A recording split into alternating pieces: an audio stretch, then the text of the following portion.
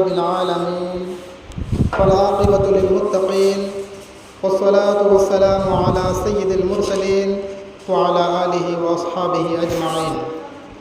أما بعد فأعوذ بالله من الشيطان الرجيم ببركات بسم الله الرحمن الرحيم.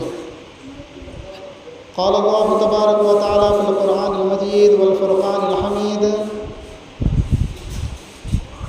أعوذ بالله من الشيطان الرجيم بسم الله الرحمن الرحيم. يا أيها الذين آمنوا كتب عليكم الصيام كما كتب على الذين من قبلكم لعلكم تتقون. صدق الله مولانا العظيم وصدق رسوله النبي الأمين المكين الكريم ونحن على ذلك لمن الشاهدين والشاكرين والحمد لله رب العالمين.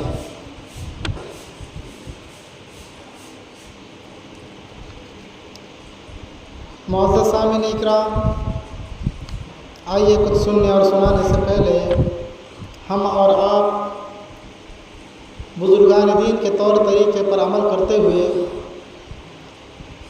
نبی دو جہاں صاحب الاولاق دونوں جہاں کے مالک و مختار، ہم غریبوں کے غمخوار جناب احمد مجتبیٰ محمد عربی صلی اللہ علیہ وسلم کے بارگاہ نور میں اپنی غلامی کا سرود پیش کرتے ہوئے درود پاک کا ہدیہ پیش کرے پڑھی باوز بلند اللہم صلی علی سیدنا مولانا محمد بارک وسلم صلاۃ و سلام علیک یا سیدی یا رسول اللہ صلی اللہ تعالی علیہ وسلم.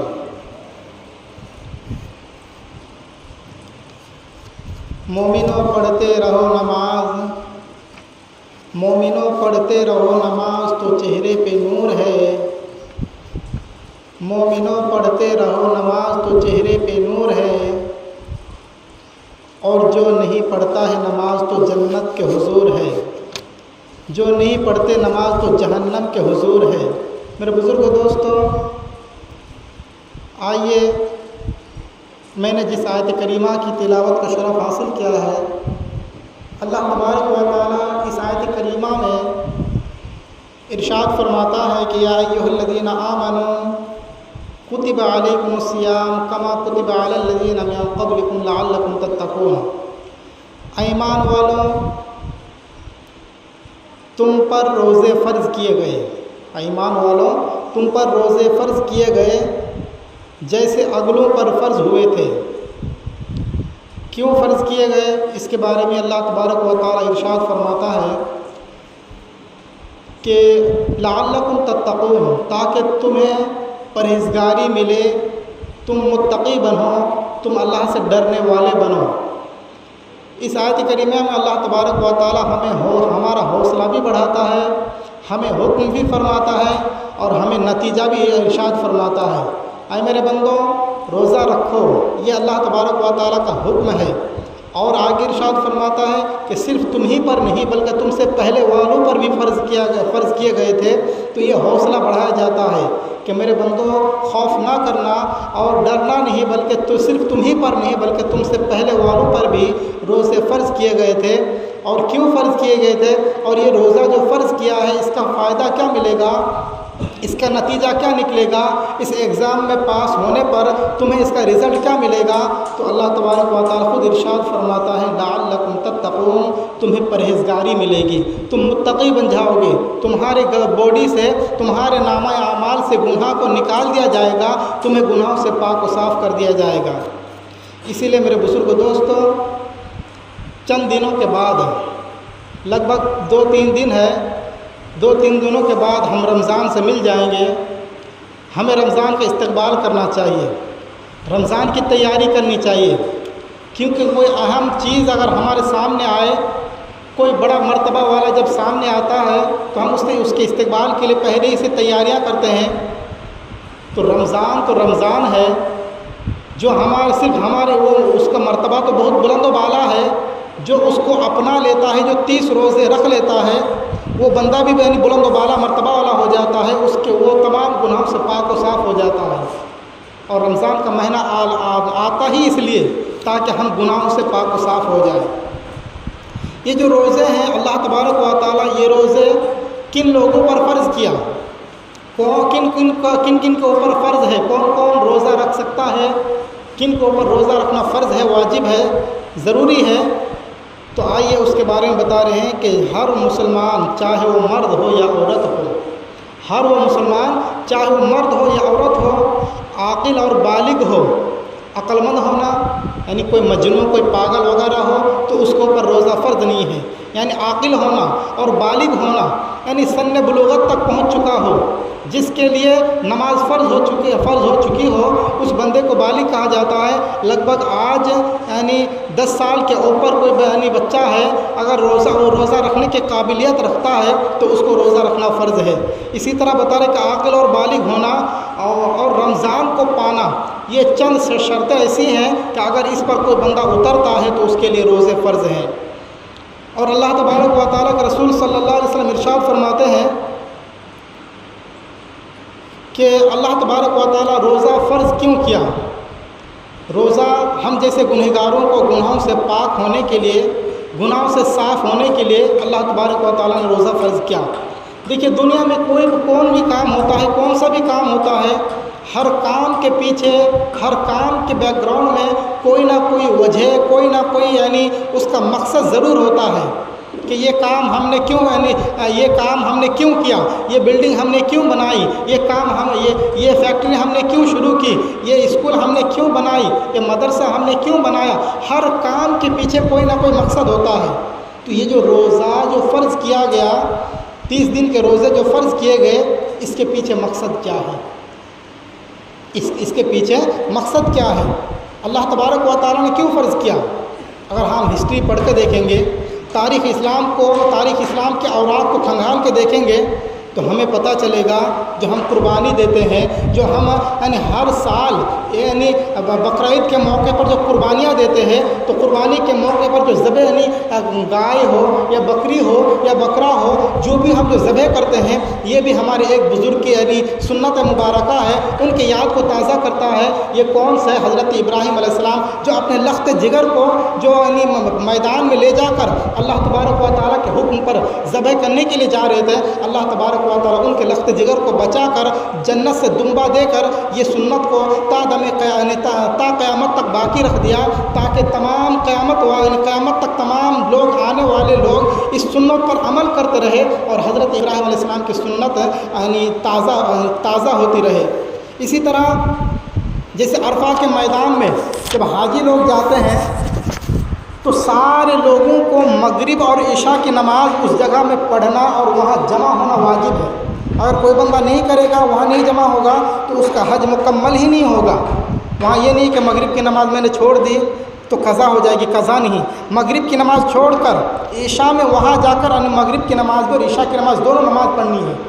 तो इसी तरह बता रहे हैं कि वो सुन्नत क्यों है, अरफात का मैदान में ये काम अल्लाह तबारक व तआला ने मुसलमानों पर क्यों फ़र्ज़ किया। इसलिए कि हज़रत आदम अलैहिस्सलाम जो हमारे दादा हैं और हज़रत हव्वा अलैहिस्सलाम जो हमारी दादी हैं, जब दोनों को यानी इस धरती पर जब उतारा गया, जब हज़रत आदम अलैहिस्सलाम को सरनदीप श्रीलंका में जब उतारा गया और हज़रत हमारी दादी हव्वा अलैहिस्सलाम को जब जद्दा में उतारा गया, तो उस वक्त दोनों 300 साल तक रोते रहे और एक दूसरे को ढूंढते रहे। 300 साल के बाद अल्लाह तबारक व तआला ने दोनों की मुलाकात अरफात के मैदान में कराई। जब दोनों की मुलाकात हुई तो दोनों खुश हुए और खुश होने के बाद जब अल्लाह तबारक व तआला का शुक्रिया अदा किए और अल्लाह तबारक व तआला का ज़िक्र यानी तज़किरा किए, तो अल्लाह तबारक व तआला उस सुन्नत को बाकी रखने के लिए तमाम हाजी पर फ़र्ज़ कर दिया कि अरफात के मैदान में जमा हो जाओ। मेरे महबूब बंदे हज़रत आदम अलैहिस्सलाम की सुन्नत अदा करने के लिए अरफात के मैदान में जमा हो जाओ। जिस तरह वो दोनों अरफात के मैदान में जमा होकर मेरी बारगाह में दुआ किए थे, तमाम हाजियों पर भी ये वाजिब है कि वहाँ जमा होकर अल्लाह तबारक व तआला की बारगाह में दुआ करनी चाहिए। तो ये जो सुन्नतें हैं, इस तरह बहुत सारी बातें आपके सामने पेश कर सकता हूँ, लेकिन मुख्तसर ये है। एक और वाक़या कि हज़रत जो सई यानी सफ़ा और मरवा में जो दौड़ लगाते हैं, कोई भी हाजी हज करके आया तो उससे पूछना कि वो सफ़ा और मरवा के दरमियान जो दौड़ लगाते हैं, 7 चक्कर लगाते हैं, वो भी एक अल्लाह की नेक बंदी की सुन्नत है। हज़रत हाजिरा रज़ी अल्लाह ताला अन्हा जो हज़रत इब्राहीम अलैहिस्सलाम की زوجہ ہے اور حضرت اسماعیل علیہ السلام کی امی ہے. یعنی حضرت اسماعیل علیہ السلام کو جب اللہ تبارک و تعالیٰ کے حکم سے حضرت ابراہیم علیہ السلام یعنی بیابان میں مکہ کے یعنی جنگلات میں جب وہاں چھوڑ کے آئے تھے تو ان کے پاس صرف ایک مشق پانی تھا. وہ پانی بھی ختم ہو چکا تھا, کھجوریں بھی تھیں وہ بھی ختم ہو چکی تھی. لیکن حضرت حاجرہ علیہ السلام جو اپنے لخت جگر کے پیاس کو دیکھ کر تڑپ جاتی ہے, پانی کے لیے ان دونوں پہاڑوں میں 7 چکر لگائی تھی. اللہ تبارک و تعالیٰ کو وہ 7 چکر اتنا پسند آیا, 7 بار دوڑنا اتنا پسند آیا کہ تمام قیامت تک آنے والے حاجیوں کے لیے فرض قرار دیا کہ اے حاجیوں, جب تم میری عبادت کے لیے مکہ مکرمہ آؤ گے, جب تم حج کا ثواب پانے کے لیے مکہ مکرمہ آؤ گے, تو میری نیک بندی حضرت حاجرہ علیہ السلام کی سنت بھی تمہیں ادا کرنی ہوگی, ان کا یاد تازہ کرنا ہوگا. اسی طرح میرے بزرگ دوستو, ہمارے آقا صلی اللہ علیہ وسلم جب اعلان نبوت سے پہلے آقا کریم صلی اللہ علیہ وسلم غار ہرا میں چلے جاتے تھے, پہاڑ کے گوفے میں چلے جاتے تھے, اور جانے کے بعد کئی دنوں تک بغیر کھائے پیے اللہ تبارک و تعالیٰ کی عبادت کیا کرتے تھے. کبھی تو 10 دن گزر جاتے تھے, کبھی تو 20 دن گزر جاتے تھے, کبھی تو آپ بغیر کھائے پیے پورے مہینے یعنی گزر جاتے تھے. اللہ تبارک و تعالیٰ کو اپنے محبوب کی اس ادا کو اتنا پسند آیا کہ اے میرے محبوب, آپ آج بھوکے رہ کر میری عبادت کر رہے ہو, مجھے راضی کرنے کی کوشش کر رہے ہو. اے میرے محبوب صلی اللہ علیہ وسلم, یہ ادا میں قیامت تک کے لیے تمام امت مسلمہ پر فرض کر دوں گا. اے میرے محبوب, 1 مہینہ رمضان کا 1 مہینہ دوں گا تاکہ وہ 1 مہینہ بھوکے رہے, آپ کی یہ ادا بھی تازہ ہوتے رہے اور آپ کی سنت بھی تازی ہوتی رہے. اے میرے محبوب صلی اللہ علیہ وسلم, آپ کے اوپر 1 مہینہ, آپ کی تمام امتوں کے اوپر 1 مہینہ روزے میں فرض کرتا ہوں. اسی لیے اللہ تبارک و تعالیٰ نے قرآن مجید میں ارشاد فرما دیا, یا ایھا الذین آمنوا کتب علیکم الصیام, ایمان والوں تم پر روزے فرض کیے گئے, ایمان والوں تم پر روزے فرض کیے گئے, کما کتب علی الذین من قبلکم لعلکم تتقون, جیسے تم سے اگلے والوں پر, تم سے پہلے والوں پر فرض کیے گئے تھے تاکہ تمہیں پرہیزگاری ملے, تم متقی بن جاؤ. میرے بزرگ دوستوں, اللہ تبارک و تعالیٰ اپنے محبوب کی سنت کو ہمیں تازہ کرنے کے لیے جب ہم تک پہنچا دیا تو ہمارا فرض کیا بنتا ہے, ہم پر ضروری کیا ہمارے لیے ضروری کیا ہے کہ جس سے ہم پیار کرتے ہیں اس کے لیے اپنی جان بھی قربان کر دینی چاہیے. جس سے ہم محبت کرتے ہیں اس کے لیے ہمیں سب کچھ قربان کر دینا چاہیے.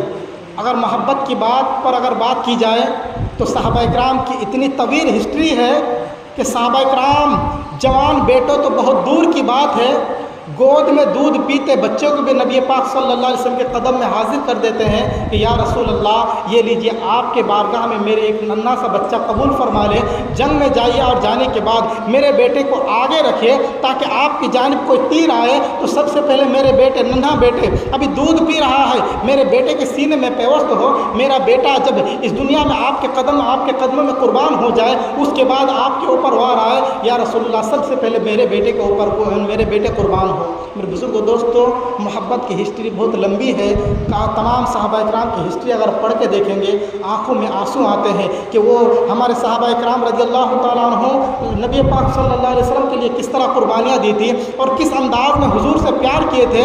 آج ہم بھی مسلمان ہیں, وہ بھی مسلمان تھے, ہم بھی مسلمان ہیں. ان کے لیے دریا بھی راستہ دیتا تھا, ان کے لیے کفار بھی تھر تھر کانپتے تھے, ان کے لیے بڑے کسرا اور قیصر کے یعنی سپر پاور بھی کانپتے تھے. آج ہمیں دیکھ کر کوئی ایک نوجوان بھی کانپتا نہیں ہے. میرے بزرگ دوستو, ان کا ایمان کتنا مضبوط ہوتا ہوگا. ان کے ایمان کے مضبوطی کی ایک ہی دلیل ہے اور ایک ہی ثبوت ہے, وہ اپنے نبی سے اتنی محبت کیا کرتے تھے. ارے نماز تو بہت دور کی بات ہے, اگر نبی کہہ دیتے تھے کہ اے میرے صحابیوں, اے میرے چاہنے والوں, میرے لیے اپنی جان کو قربان کر دو, صحابہ اکرام چوں چرا نہیں کرتے, یا رسول اللہ جان کیوں قربان کروں, یا رسول اللہ پیسے سے رفع دفع کر دیتا ہوں. نہیں, نبی جو کہہ دیتے تھے اس پر عمل کیا کرتے تھے, اپنی جان بھی قربان کر دیتے تھے, اپنی جان کی بازی بھی لگا دیا کرتے تھے. آج ہمارا حال کیا ہے, ہم جان تو قربان کرنا بہت دور کی بات ہے, ہمارے بیٹے نوجوان ہو جاتے ہیں, نماز کے لائق ہو جاتے ہیں, لیکن پھر بھی ہمارے اندر توفیق نہیں ہوتی ہے کہ ہم اپنے بیٹوں کو نماز کا پابند بنائیں. ہمارے کانوں میں نماز کے لیے اذان کی آواز آتی ہے مؤذن پکارتا ہے، آئے اللہ کے بندو آ جاؤ، نماز کا ٹائم ہو چکا ہے، مسجد میں انتظار کیا جا رہا، آ جاؤ. لیکن ہم کیا کرتے ہیں؟ اذان کی آواز کو نظر انداز کر کے کسی اور جانب چلے جاتے ہیں. میرے بزرگوں دوستوں، نماز میں آج ہم بھلائی ڈھونڈنے کے لیے کبھی تو کسی کے پاس جاتے ہیں کہ میرے لیے دعا کر دو تاکہ میرا بھلا ہو جائے، کبھی کسی کے پاس جاتے ہیں اور کہتے ہیں کہ میرے لیے دعا کر دو تاکہ میرے کاروبار میں برکت ہو جائے. سب سے بڑی بھلائی جو اللہ تبارک و تعالیٰ نے نماز میں رکھی ہے، جب اذان پکارا جاتا ہے، جب مؤذن پکارتا ہے، حی علی الصلاۃ، آؤ کامیابی کی طرف، حی علی الصلاۃ، آؤ نماز کی طرف، حی علی الفلاح، آؤ بھلائی کی طرف. جب اللہ تبارک و تعالیٰ خود پکارنے کے لیے ایک مؤذن مقرر کر دیا اور 5 وقت ہمیں پکارا جاتا بھلائی کی طرف آؤ، ہمیں جو اللہ تبارک و تعالیٰ بھلائی دے گا تو یہ کہ اس طرح بھلائی کوئی اور نہیں دے سکتا، لیکن ہم اللہ تبارک و تعالیٰ سے لینے کے بجائے ہم اپنے خون کو پسینہ کر کے یعنی نماز روزے کی قربانیاں دے کر ہم دوسری جگہ چلے جاتے ہیں. کبھی کسی پیر کے پاس چلے جاتے ہیں، کبھی کسی ڈھونگی یعنی تعویذ کرنے والوں کے پاس چلے جاتے ہیں، کبھی تو کسی کے پاس چلے جاتے ہیں اور کہتے ہیں مجھے تعویذ دے دو تاکہ میرا گھر میں یعنی برکت ہو جائے، مجھے کوئی یعنی عمل بتاؤ تاکہ میرے گھر میں کوئی برکت ہو جائے. میرے بزرگوں دوستو، اللہ تبارک و تعالیٰ کا مؤذن 5 وقت آپ کو بھلائی کے لیے مسجد میں بلاتا ہے، ہم اس کے یعنی آواز کو نظر انداز کر دیتے ہیں. مؤذن پکارتا ہے، حی علی الصلاۃ، آؤ نماز کے لیے، حی علی الفلاح، آؤ کامیابی کے لیے، آؤ بھلائی کے لیے. ہم اس بھلائی کو ٹھکرا دیتے ہیں اور بھلائی ڈھونڈنے کے لیے دنیا والوں کے پاس چلے جاتے ہیں. میرے بزرگوں دوستو، ایسا نہ کریں، بلکہ صحابہ کرام کی طرح زندگی گزارے اور نماز کو اپنی زندگی کا حصہ بنا لے. بہرحال روزے کے بارے میں بات چل رہی تھی کہ یہ جو روزہ فرض کیے گئے، اس کے پیچھے بیک گراؤنڈ میں آپ سمجھ گئے کہ بیک گراؤنڈ میں کیا ہسٹری ہے. ہمارے نبی صلی اللہ علیہ وسلم بغیر کھائے پیے عبادت کیا کرتے تھے. اسی یاد کو تازہ رکھنے کے لیے ہم جیسے گنہگاروں پر 30 روزے فرض کر دیے. اب یہ جو 30 روزے فرض کیے، اس سے ہمیں کیا فائدہ ملتا ہے؟ اس 30 روزے رکھنے پر ہمیں کیا فائدہ ملتا ہے؟ ہمارے ذہن میں سوال بھی پیدا ہوتا ہے. جو بندہ پڑھا لکھا ہوتا ہے کبھی سوال نہیں کرتا، جو بندہ ان پڑھ ہوتا ہے وہ سوال اٹھاتا ہے. جیسے کہ بہت سارے خواتین کہتے میری باڈی میری مرضی. کیا کہتے؟ میری باڈی میری مرضی، میں جیسا کروں، تم روکنے والے کون ہوتے ہو؟ یہ ہو گیا آج کا زمانہ. اگر کوئی مرد بھی ایک اعتراض کر دے کہ میں کھا پی رہا ہوں، میں سب کچھ کر رہا ہوں، میں نماز پڑھنے کیوں جاؤں، میں روزہ کیوں رکھوں، میں خود محنت کر رہا ہوں، میں گھر بنایا ہوں، میں اپنے بیوی بچوں کو پال رہا ہوں، نماز کیوں پڑھوں؟ تو میرے بزرگ دوستو، یہ سارے سوالوں کا جواب اللہ تبارک و تعالیٰ کا قرآن خود ارشاد فرماتا ہے. اگر نماز پڑھو گے تو اللہ تبارک و تعالیٰ کی یہ جو نماز جو تحفہ ہے، جو رسول پاک صلی اللہ علیہ وسلم کے ذریعے جو ہم گنہگاروں پر رب تبارک و تعالیٰ نے جو تحفہ دی ہے، اس تحفے کو کوئی بندہ اگر اپنا لے، اس کو ایکسیپٹ کر لے، اگر کوئی بندہ سینے سے لگا لے، تو یہی نماز ہمیں کہتی ہے. اللہ تبارک و تعالیٰ کے رسول کی حدیث پاک میں آتا ہے، جس کا مفہوم ہے کہ مرنے کے بعد جس دوست کے لیے ہم نے نماز قربان کی تھی، وہ دوست قبر میں نہیں جائے گا. جس ماں باپ کے لیے ہم نے نماز قربان کی تھی، وہ ماں باپ قبر میں نہیں جائے گا. الغرض پوری کائنات میں کوئی بھی ایسا بندہ نہیں ہے جو میرے ساتھ ساتھ قبر میں جائے، ایسا کوئی بندہ نہیں ہے. میرے بزرگوں دوستو، یہی نماز قبر میں بھی ساتھ رہے گی، یہی نماز حساب و کتاب میں پل صراط یعنی میدان محشر میں ساتھ رہے گی، یہی نماز پل صراط پار کرنے میں مدد کرے گی. یہی نماز جب تک ہم جنت میں نہیں چلے جائیں گے، یہ نماز ہمارا ساتھ نہیں چھوڑے گی. تو پھر ہم نماز کیوں نہیں پڑھتے؟ ہم نے نماز کو کیوں بھلا دیا؟ کیا دنیا کا کوئی دوست مانگ کر دیکھیں، آپ 10,000 کسی دوست ہے، آپ کو پتہ چل جائے گا کہ کون کتنا گہرا دوست ہے. اپنے دوستوں سے مانگ کر دیکھیں 5,000 کی ضرورت ہے، مجھے 5,000 ایمرجنسی دو. نہیں دیتا. میرے بزرگ دوستوں، جب کوئی دوست 5,000 نہیں دیتا تو اس سے دوستی رکھنے سے فائدہ کیا ہے؟ اور جو نماز ہمیں جنت میں لے کر جا رہی ہے، جو روزے ہمیں جنت میں لے کر جا رہے ہیں، ان کو ہم نے بھلا دیا، ان کو ہم نے چھوڑ دیا، کوئی دھیان نہیں ہے. میرے بزرگ دوستو، دنیا بہت چھوٹی چیز ہے اور 2 دن کی دنیا ہے. 2 دن کی دنیا ہے. کرائے کے گھر میں ہم جو ہے کرائے کے گھر میں ہیں. اگر اللہ تبارک و تعالیٰ کا حکم ہو جائے، ملک الموت آ جائے، ہم کتنی بھی کوشش کر لیں، بلڈنگیں بنا کر چاروں طرف سے گھیر دے، ملک الموت کو کوئی نہیں روکنے والا. جیسے دنیا میں اگر کسی کرائے کے گھر میں ہم رہتے ہیں، جیسے مالک کہہ دیتا ہے کہ جاؤ تمہارا ٹائم ہو چکا ہے، اب تم اس گھر میں نہیں رہ سکتے، میرے بزرگوں دوستو، پھر ہمیں اپنا اس گھر کو چھوڑ کر کسی اور گھر میں جانا پڑتا ہے۔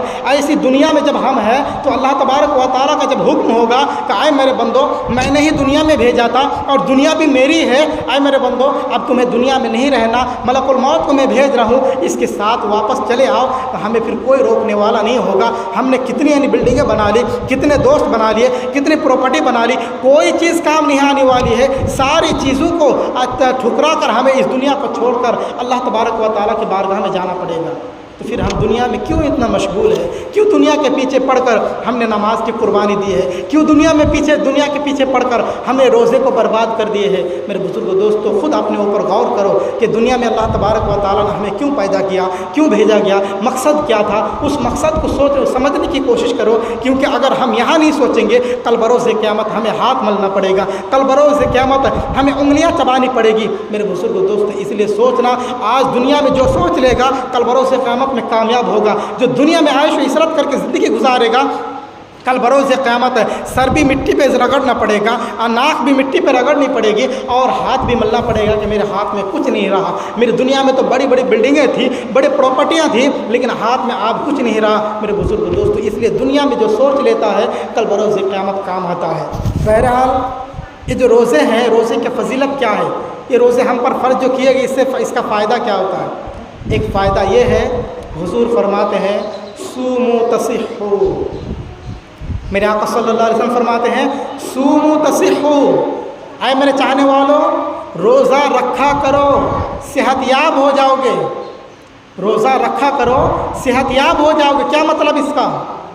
کہ کوئی بندہ بیمار بھی ہے، رمضان کا مہینہ آ گیا، اگر وہ بندہ اللہ تبارک و تعالیٰ کے رسول کے اس حدیث پاک کو اپنے ذہن میں رکھ کر اگر 30 روزے رکھ لے اور اس کی بیماری دور نہ ہو، تو پھر اس حدیث تو کبھی جھوٹی نہیں ہو سکتی ہے۔ اگر بیماری دور نہ ہو تو مجھے آ کر کہنا کہ ہمارے اعلیٰ حضرت امام احمد رضا فاضل بریلوی ایک مرتبہ بیمار ہو چکے تھے، اور رمضان کا مہینہ آ گیا، اعلیٰ حضرت سے کسی نے کہا اے ہمارے سرکار اب دیکھیے رمضان کا مہینہ آنے والا ہے، آپ رمضان کا مہینے میں روزہ نہ رکھے، کیونکہ آپ علیل ہے، اگر آپ کھائیں گے پیئیں گے نہیں کھائیں گے نہیں پیئیں گے تو آپ کی باڈی اور کمزور ہوتی جائے گی۔ اعلیٰ حضرت رضی اللہ تعالیٰ عنہ کو اپنے نبی کی حدیث پر کتنا یقین تھا، انہوں نے فرمایا کہ اے میرے چاہنے والوں سنو، میرے نبی کا فرمان ہے کہ صوموا تصحوا، روزہ رکھو کامیابی صحت یاب ہو جاؤ گے۔ میں روزہ کو کبھی نہیں چھوڑوں گا، اگر میری بیماری دور ہوگی تو روزے کی برکت سے ہوگی۔ پھر اعلیٰ حضرت نے 30 روزے رکھے، ان کی بیماری خود بخود دور ہو گئی۔ دل میں یقین ہونا چاہیے، اگر دل میں یقین ہو تو انسان بہت بلند مقام پر چلا جاتا ہے، انسان کی عزت بہت بلند ہو جاتی ہے، لیکن اگر یقین نہ ہو تو کچھ بھی نہیں ہوتا۔ اس لیے روزہ رکھو، اگر بیماریاں بھی ہیں تھوڑی بہت، وہ بیماریاں خود بخود ختم ہو جاتی ہیں۔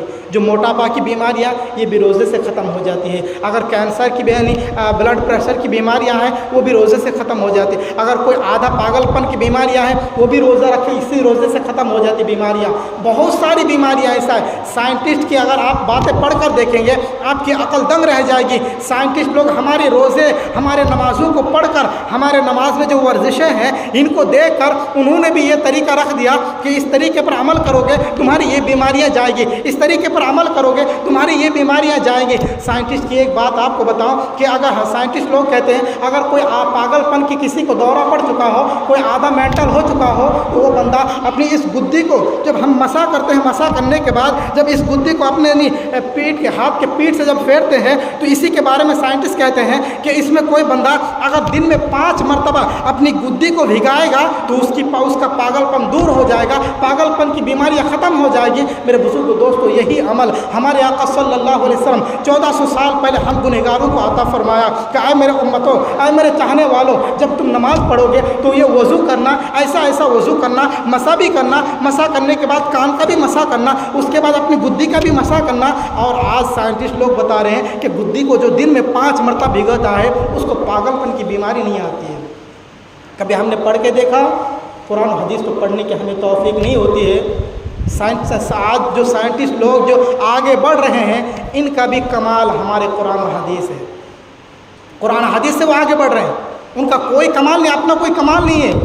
قرآن میں ہے طبیان لکل شیء، یعنی قرآن میں ہے جس کا مفہوم ہے کہ قرآن وہ کتاب ہے جس میں ہر چیز کا بیان ہے، ہر چیز کا بیان ہے۔ اور قرآن دوسری جگہ ارشاد فرماتا ہے کہ ذالک الکتاب لا ریب فیہ، یہ وہ کتاب ہے جس میں کوئی شک و شبہ کی بات نہیں ہے۔ جب سائنٹسٹ لوگوں کو ایسی ایسی باتیں ملتی ہے، اب اس پر وہ لوگ سرچ کرنا شروع کر دیتے ہیں۔ اب ایک کتاب آپ کو نام بتاؤں، عبادت اور جدید سائنس، اگر آپ کو ملے تو اٹھاؤ اور پڑھ کے دیکھو، آپ کو پتہ چلے گا نماز میں سائنٹسٹ لوگ بتاتے ہیں کتنی فضیلتیں ہیں اور کتنی بیماریاں دور ہوتی ہیں، آپ کو خود کو پتہ چل جائے گا۔ روزے میں کیا فضیلتیں ہیں؟ روزے میں کینسر کی بیماریاں دور ہوتی ہے، روزے میں بلڈ پریشر کی بیماریاں دور ہوتی ہے، روزے میں اگر کوئی کسی بندے کے پہ موٹاپے کی بیماریاں ہیں وہ بھی ختم ہو جاتی ہے، بہت ساری بیماریاں۔ اب اٹھا کر دیکھیں تو کتابیں آپ کو پتہ چلے گا، لیکن ہمارے اندر نہیں ہے توفیق، ہم صرف پیسے کمانے کی وجہ سے ہم روزے کی بھی قربانیاں دے دیتے ہیں۔ بہرحال آئیے رمضان کے بارے میں حدیث پاک میں آتا ہے، روزہ رکھیں گے تو کل بروز قیامت تو دور کی بات ہے، قبر میں یہ روزے ہمارا فائدہ یہ دے گا،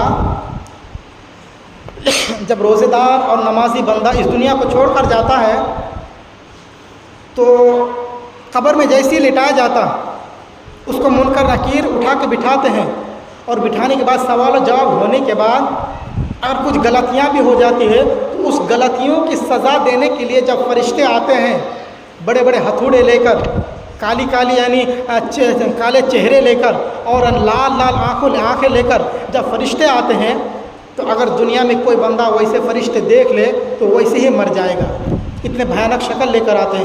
تو اس وقت ہمارے روزے اور ہماری نماز کام آتی ہے۔ کیسے کام آتے ہیں؟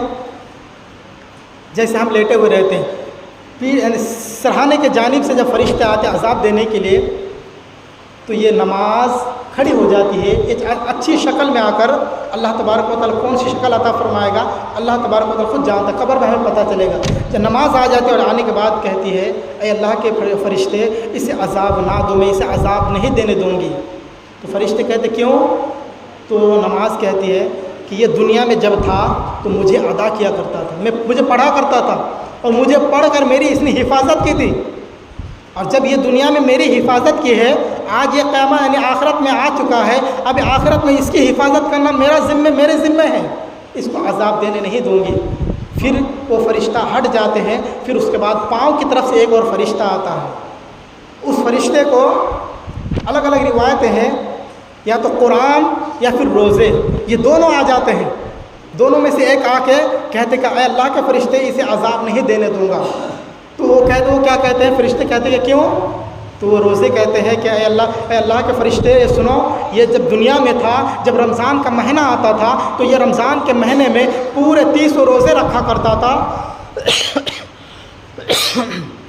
کتنا بھی بھوک اور کتنا بھی پیاس ہو یہ روزے نہیں چھوڑتا تھا، اور اس کے ساتھ ساتھ تراویح کی نماز بھی ادا کیا کرتا تھا۔ جب یہ دنیا میں بھوک پیاس کو برداشت کر کے اللہ کے حکم کو ادا کر کے مجھے زندہ کیا تھا، میری حفاظت کی تھی، آج میں اس کی حفاظت کروں گا، عذاب دینے نہیں دوں گا۔ پھر رب تبارک و تعالیٰ کی جانب سے آواز آتی ہے اے میرے فرشتوں اس بندے کو چھوڑ دو، ان کی بات سچ ہے، اس بندے کو چھوڑ دو، اس کے قبر میں جنت کے بچھونے بچھا دو، اس کے یعنی جنت کے آرام اور آشائش دے دو۔ میرے بزرگوں دوستو کیا پتہ چلا کہ اگر ہم دنیا میں رمضان کے مہینے میں روزے رکھیں گے تو یہی روزے کل بروز قیامت ہے یعنی قبر میں ہمارا کام آئے گا۔ اور اسی طرح کوئی بندہ نماز کی پابندی کرتا، نماز بھی قبر میں ہمارا کام آتی ہے۔ میرے بزرگوں دوستو ان چیزوں کو ہم چھوڑ کے ہم دنیا کے پیچھے پڑ چکے ہیں، یہ ہماری بدنصیبی نہیں ہے تو اور کیا ہے۔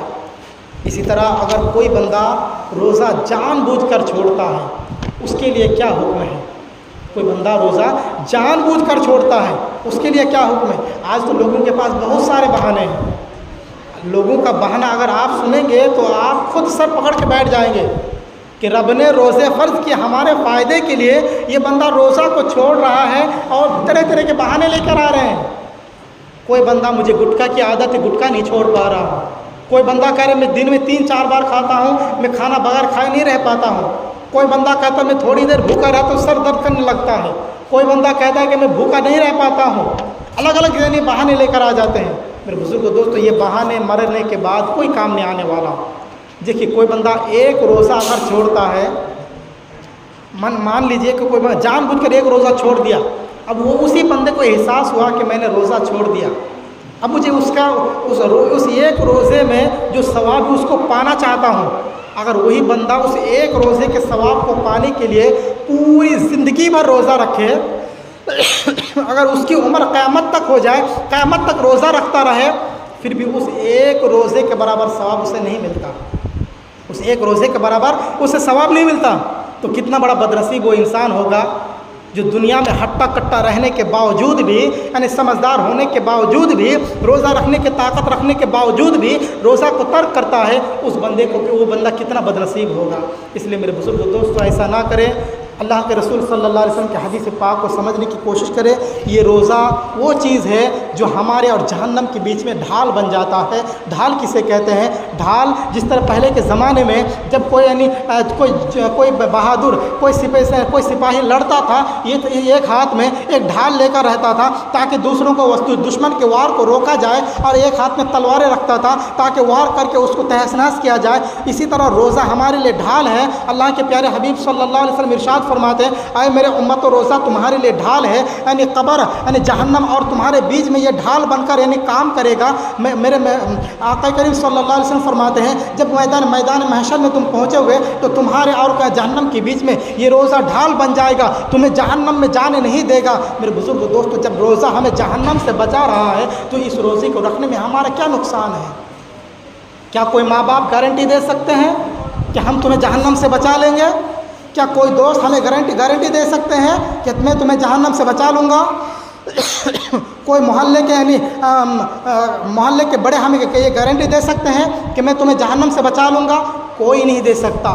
اگر کوئی گارنٹی دے سکتا ہے تو رسول پاک کے فرامین ہے، رسول پاک کے احکامات ہیں۔ اللہ تبارک و تعالیٰ نے جو رمضان کے روزے ہمیں فرض کیے ہیں، اگر کوئی بندہ اس یقین کے ساتھ میں روزہ رکھوں گا تو میرا رب مجھے معاف فرمائے گا، تو وہ بندہ کامیاب ہو جاتا ہے، یہاں بھی کامیاب رہتا ہے، قبر میں بھی کامیاب رہتا ہے، حشر میں بھی کامیاب رہتا ہے، یہاں تک کہ جنت میں چلا جاتا ہے۔